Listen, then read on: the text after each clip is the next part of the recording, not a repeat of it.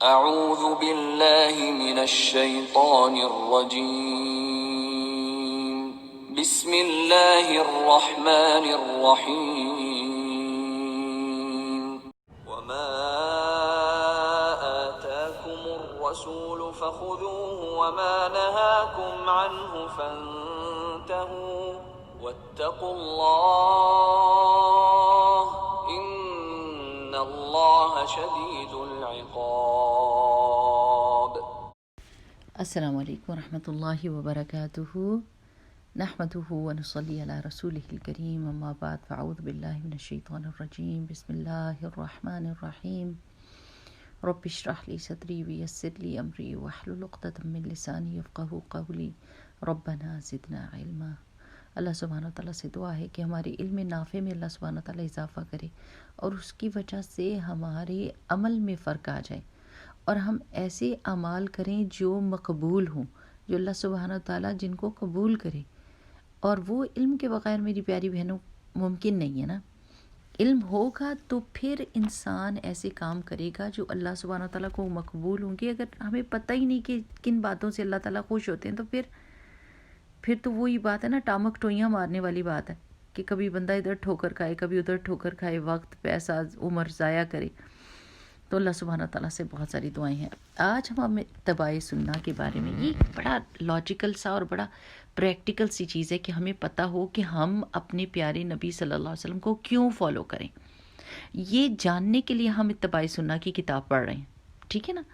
اچھا، آج کا چیپٹر بڑا امپورٹنٹ ہے اور وہ ہے کہ سنت کی موجودگی میں رائے کی کیا حیثیت ہے، یعنی کسی اسکالر کی، کسی صحابی کی، کسی تابعی کی، کسی مجتہد کی رائے کا کیا درجہ ہے سنت کے مقابلے میں۔ سنت موجود ہے اور پھر اس کے مقابلے میں اگر کوئی اور قول موجود ہے تو اس کا کیا کریں گے۔ سنت رسول صلی اللہ علیہ وسلم پر عمل کرنے کی بجائے اپنی مرضی سے زیادہ عمل کر کے ثواب حاصل کرنے کی خواہش پر آپ صلی اللہ علیہ وسلم نے ناراضگی کا اظہار فرمایا۔ یاد ہے نا، وہ میں نے آپ کو حدیث سنائی تھی کہ 3 صحابی آئے تھے ینگ، اور انہوں نے ازواج مطہرات سے پوچھا تھا کہ رسول اللہ صلی اللہ علیہ وسلم گھر میں کیسی عبادت کرتے ہیں؟ تو انہوں نے بتایا تھا کہ رات کی نماز پڑھتے ہیں۔ تو باہر کھڑے ہو کے انہوں نے کہا تھا، ایک نے کہا تھا میں تو شادی ہی نہیں کروں گا، دوسرے نے کہا تھا میں ساری رات عبادت کروں گا، تیسرے نے کہا تھا میں ایک بھی روزہ نہیں چھوڑوں گا۔ تو رسول اللہ صلی اللہ علیہ وسلم نے فرمایا کہ میں روزے رکھتا ہوں، چھوڑتا بھی ہوں، یعنی عام دنوں میں رات کو سوتا بھی ہوں اور عبادت بھی کرتا ہوں، اور میں نے نکاح بھی کیے ہوئے ہیں۔ تو یعنی رسول اللہ صلی اللہ علیہ وسلم سے آگے بڑھنے کی کوشش کسی کو کرنے کی ضرورت نہیں، بس وہ اتنا کر لیں وہ بھی بہت ہے، اتنا بھی نہیں ہو سکتا ہم سے۔ تو اپنی مرضی سے زیادہ عمل کرنے کو، یعنی رسول اللہ صلی اللہ علیہ وسلم سے بڑھ کر وہ چیز ناپسندیدگی میں چلی جاتی ہے، کیونکہ کوئی کر نہیں سکتا اور پھر بعد میں اس کو پورا نہیں کر سکتا، اس کو کمپلیٹ نہیں کر سکتا، وہ اس کی ہمت جواب دے دی جاتی ہے۔ تو پھر سنت رسول صلی اللہ علیہ وسلم پر عمل کرنے کی بجائے اپنی رائے پر عمل کرنے والوں کو رسول اللہ صلی اللہ علیہ وسلم نے نافرمان کہا۔ کہ جب اللہ کے رسول صلی اللہ علیہ وسلم نے اجازت دے دی ہے، یاد ہے نا فتح مکہ کے دن روزہ جب رسول اللہ صلی اللہ علیہ وسلم نے اوپر پیالہ کر کے اور دودھ پیا تھا، روزہ توڑا تھا، بہت شدید گرمی تھی اور بہت تکلیف والی وقت تھا۔ تو لوگوں نے آ کے بتایا کہ کچھ لوگ ہیں جنہوں نے روزہ نہیں توڑا، تو رسول اللہ صلی اللہ علیہ وسلم نے ان کو نافرمان کہا کہ یعنی یہ وقت کیسا ہے، کس چیز کا حکم دیا جا رہا ہے۔ بات ساری یہ ہے کہ ہم کو یہ پتہ ہونا چاہیے کہ جب محمد رسول اللہ صلی اللہ علیہ وسلم کسی چیز کا حکم دے دیں تو ہم یہی سمجھیں کہ یہ اللہ سبحانہ وتعالیٰ کی طرف سے ہم کو اجازت ہے یا اللہ تعالیٰ کی طرف سے ہم کو حکم ہے۔ جیسے ہے نا آتا ہے منتا جس نے رسول اللہ صلی اللہ علیہ وسلم کی اطاعت کی اس نے اللہ سبحانہ وتعالیٰ کی اطاعت کی۔ مجھے وہ آیت یاد نہیں آ رہی، پر اینی ویز صحابہ کرام رضی اللہ تعالیٰ عنہم فیصلہ کرتے وقت اپنی رائے پر عمل کرنے سے پہلے ہمیشہ سنت رسول صلی اللہ علیہ وسلم کی طرف رجوع فرماتے تھے۔ ہم کس کی طرف رجوع فرماتے ہیں؟ ہم آباء و اجداد کی طرف رجوع کرتے ہیں یا اپنی سوسائٹی کی طرف رجوع کرتے ہیں یا اپنے رواجوں کی طرف رجوع کرتے ہیں؟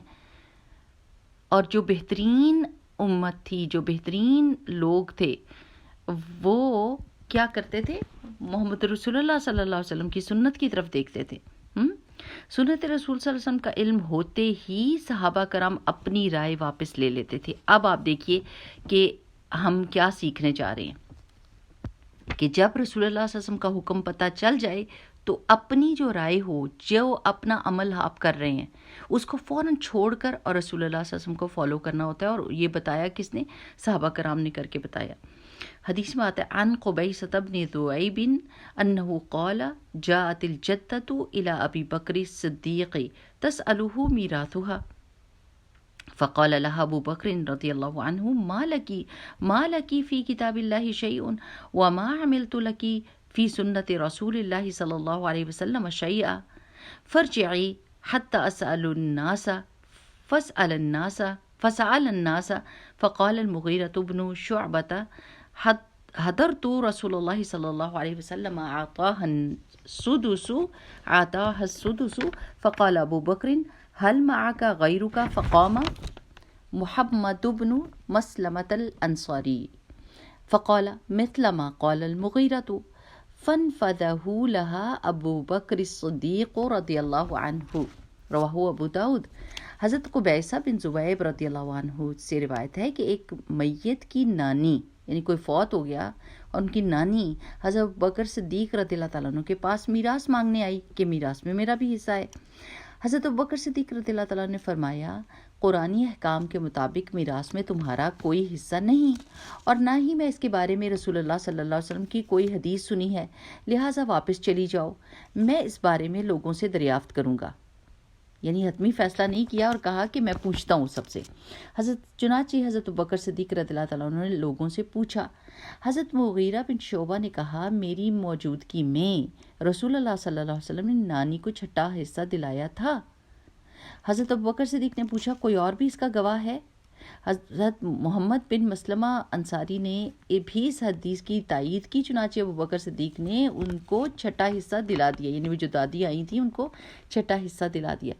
اب آپ مجھے بتائیے کہ رسول اللہ صلی اللہ علیہ وسلم کے قریب ترین دوست کون تھے؟ حضرت ابوبکر صدیق ہر وقت رسول اللہ صلی اللہ علیہ وسلم کے ساتھ رہتے تھے، لیکن یہ بات انہیں نہیں پہنچی تھی۔ تو ضروری نہیں کہ ہر چیز ہر ایک کو پتہ ہو۔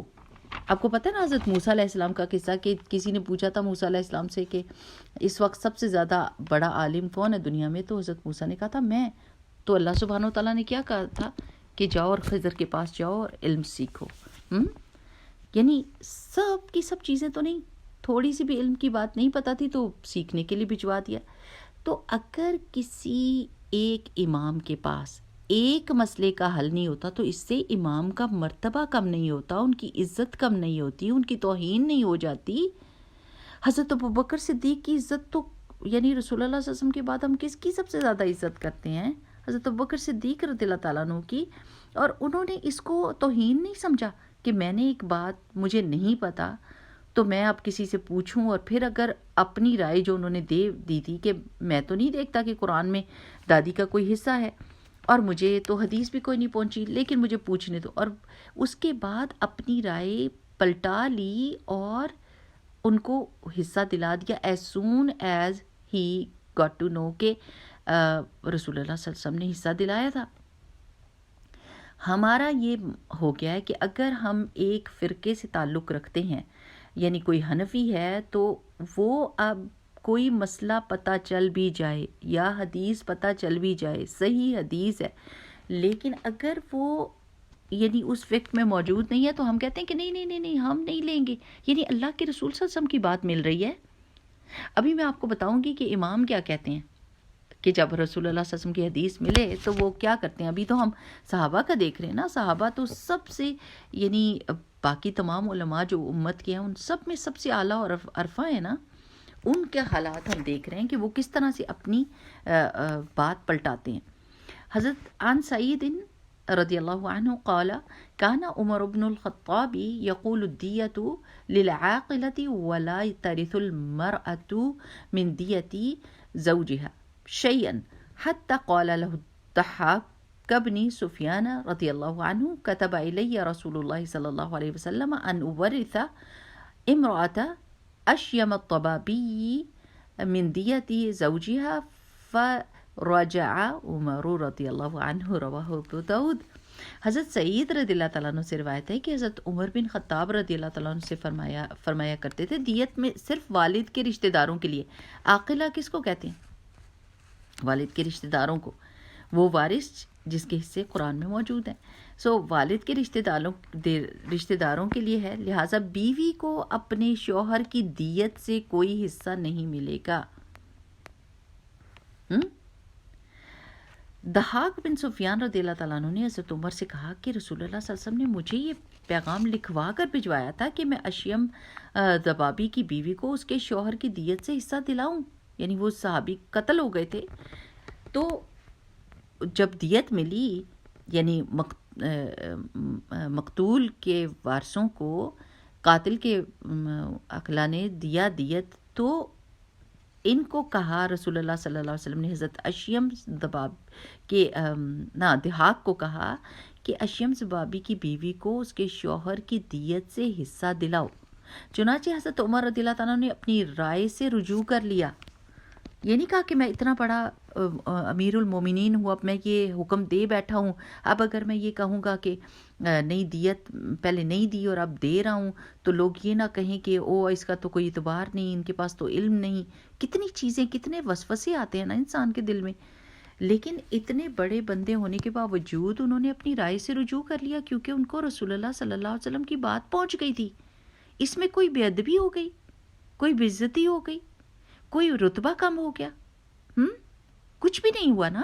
نہیں، دین کے معاملے میں ان مسائل میں جب پتہ چل جائے کہ رسول اللہ صلی اللہ علیہ وسلم نے ہم کو کیا گائیڈنس دی ہوئی ہے، تو ہم فوراً اپنی رائے گرا دیں، اپنی رائے کو کچھ نہ سمجھیں اور رسول اللہ صلی اللہ علیہ وسلم کی رائے کو لے لیں۔ بس یہی اصل میں بات ہے کہ کسی کی بھی بات رسول اللہ صلی اللہ علیہ وسلم کی بات سے بڑھ کر نہیں ہو سکتی۔ اب ہم نے یہ دیکھنا ہے کہ کیا ہماری زندگی بھی اسی طرح ہے کہ جب ہم کو یہ پتہ چل جاتا ہے کہ کوئی صحیح حدیث ہم کو مل جاتی ہے اور ہمیں اپنے پیارے نبی صلی اللہ علیہ وسلم کا حکم پتہ چل جاتا ہے، تو ہم اپنے رسم، اپنے رواج، اپنی آباء و اجداد کے طریقے کو اسی طرح چھوڑتے ہیں؟ اتنی کوئکلی ہم فیصلہ کرتے ہیں کہ ہاں میں رجوع کر لوں گی، میں پلٹ جاؤں گی، میں توبہ کر لوں گی اور میں اپنے پیارے نبی صلی اللہ علیہ وسلم کی بات ہی مانوں گی۔ کیا ہم ایسے کرتے ہیں؟ یا ہم اسی چیز پہ ڈٹے رہتے ہیں کہ نہیں، یہ ہمارے ماں باپ نے ہم کو سکھائی ہے، ہم یہی کام کرتے رہیں گے؟ یقین کریں کہ ایک صرف نماز کے معاملے پر آ کر ہی اگر یہ بتا دیا جائے کہ رسول اللہ صلی اللہ علیہ وسلم نے فرمایا تھا صلو کما رأیتمونی اصلی، تو سب لوگ کھڑے ہو جاتے ہیں کہ نہیں، نماز ایسے پڑھنی ہے جیسے حنفی فقہ میں پڑھتے ہیں، یا جیسے شافعی، یعنی مذہبوں کے نام لینے لگ جاتے ہیں، ڈیفرنٹ گروپس کے نام۔ ہمارا گروپ تو ایک ہی گروپ ہے، اور وہ ہے کہ ہم مسلمان ہیں اور ہمارے امام محمد رسول اللہ صلی اللہ علیہ وسلم ہیں۔ ہاں، باقی کے اماموں کو بھی ہم مانتے ہیں، وہ نیک اور صالح لوگ تھے، انہوں نے ہمارے لیے اور آسانیاں پیدا کی، لیکن رسول اللہ صلی اللہ علیہ وسلم کی بات جب سامنے آ جاتی ہے تو پھر تو خود ان اماموں نے بھی یہ کہا ہوا ہے کہ اگر اللہ کے رسول صلی اللہ علیہ وسلم کی بات ہمارے بات کے مقابلے میں آ جائے تو رسول اللہ صلی اللہ علیہ وسلم کی بات لے لو۔ تو بات ساری یہ ہے کہ ہمارے اندر کتنی فلیکسیبلٹی ہے اس چیز کے لیے کہ علم آنے کے بعد ہم ایک دم جھک جاتے ہیں، اور اصل علم لینے کے بعد ہم اپنے وہ علم جو بغیر علم، یعنی وہ عمل جو ہم بغیر علم کے کر رہے تھے، ہم اس کو چھوڑ دیتے ہیں اور ہم اپنے عمل کو چینج کر لیتے ہیں۔ اس کے لیے تو دعا بھی کرنی چاہیے، یہ جو ہے نا ربی زدنی علما، کہ اللہ سبحانہ تعالیٰ میرے علم میں اضافہ فرما، اللہم انی اسألک علما نافعا وعملا متقبلا ورزقا طیبا، اللہ سبحانہ تعالیٰ میری علم نافع میں اضافہ کر، میرے عمل کو مقبول بنا دے، وہ اس عمل کی توفیق دے جو تیری آگے قبول ہونے والا ہو، اور رزق طیب دے ہم کو۔ اس چیز کا ہم سوال کرتے ہیں۔ تو یہ آپ کو میں اس سوچ کے اوپر چھوڑ رہی ہوں کہ پلیز اس چیز کے بارے میں غور و فکر کریں کہ کیا ہم بھی ایسے کرتے ہیں جیسے صحابہ کرتے تھے، کہ وہ ایک دم رسول اللہ صلی اللہ علیہ وسلم کی بات سن کر اپنی عادت یا اپنی رائے کو چھوڑ کر رسول اللہ صلی اللہ علیہ وسلم کی بات کو اختیار کرتے تھے۔ اللہ سبحانہ تعالیٰ ہم سب کو توفیق دے کہ ہم ایسے ہی کریں۔ کیونکہ اللہ کے رسول صلی اللہ علیہ وسلم کی بات ماننا دراصل اللہ کی بات ماننا ہے۔ سبحانک اللہم و بحمدک نشہد ان لا الہ الا انت نستغفرک و نتوب الیک۔ السلام علیکم ورحمۃ اللہ وبرکاتہ۔